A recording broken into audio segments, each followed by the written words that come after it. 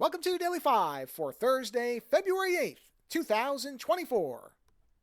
I don't think it's any secret if you've listened to the show for a while that I have been pretty disinterested in the output from Marvel Studios for, well, really since Endgame, outside of watching Loki Season 1, which my wife and I both enjoyed. We both thought it was good. I love the visuals.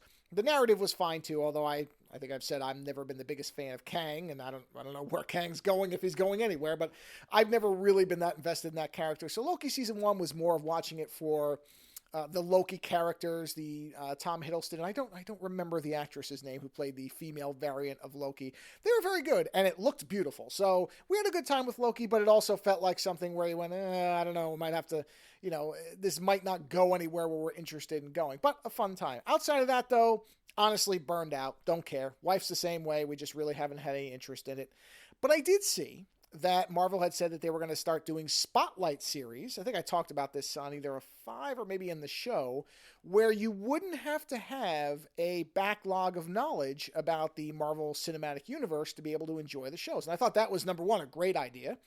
But then I saw the reviews for this series called Echo, and many of them were quite good. And a lot of them were saying things that piqued my interest. In particular, that it was a small-scale story, and that it was a well-written series of characters that you actually cared about. And I thought, okay, that's something I like in my movies and my entertainment, so maybe we'll give this thing a shot. Then I looked at the fact that it's only 5 episodes, 3.5 hours. I don't even know if it's technically even 3.5 hours. It's close. And I thought, okay, this is a series we could just go through in the course of a week. 1 episode a night or in the course of a weekend over a couple of days.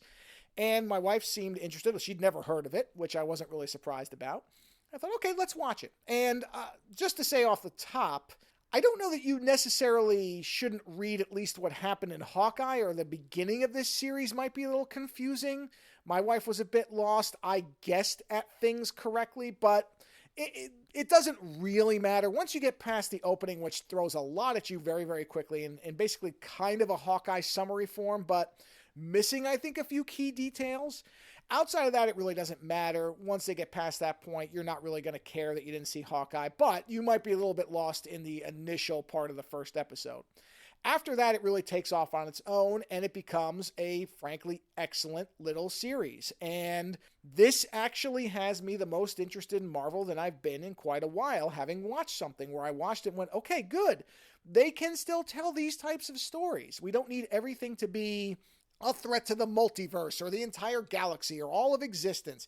We can do small-scale stories. This feels very much like the Daredevil series on Netflix. Like, it's street level. It's small. It's got characters that you can follow and that you get to know. And it takes almost entirely place in a little town in Oklahoma. And as far as we can tell, that's largely the biggest threat that any of the events will present, is to this one little town and the people within it, who you get to know and understand. And that's really great. Plus, and this I was not expecting, because we've talked on the show, and I think most people are aware, that there is a Marvel formula where you kind of know how these movies are going to unfold, and they largely stick to it.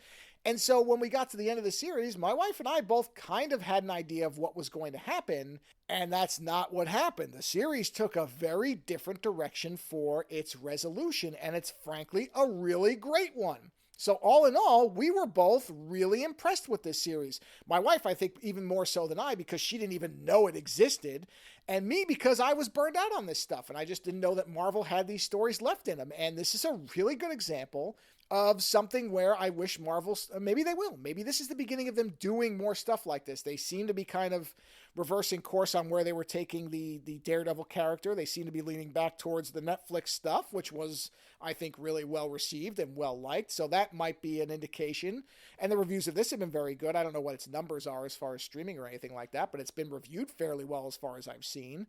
And we had a really good time with it. So honestly, this is probably the most promising thing that I've seen Marvel Studios put out since Endgame. Again, we liked Loki Season 1, but it didn't really break the mold on anything. It was fun, but it didn't feel like it was all that substantial difference from what Marvel was doing in general. But this does feel like a good course correction on how Marvel is going to approach storytelling. I really hope it is. I would like to see more stuff like this. And Werewolf by Night, that one-off, that was great too. But that's, that was a one-off. So I'm hoping this is a sign of where at least part of Marvel is going to go. They can have the big movies, that's fine too, but if they have more of these small-scale stories, then you can count me in on them, because this was great. Later.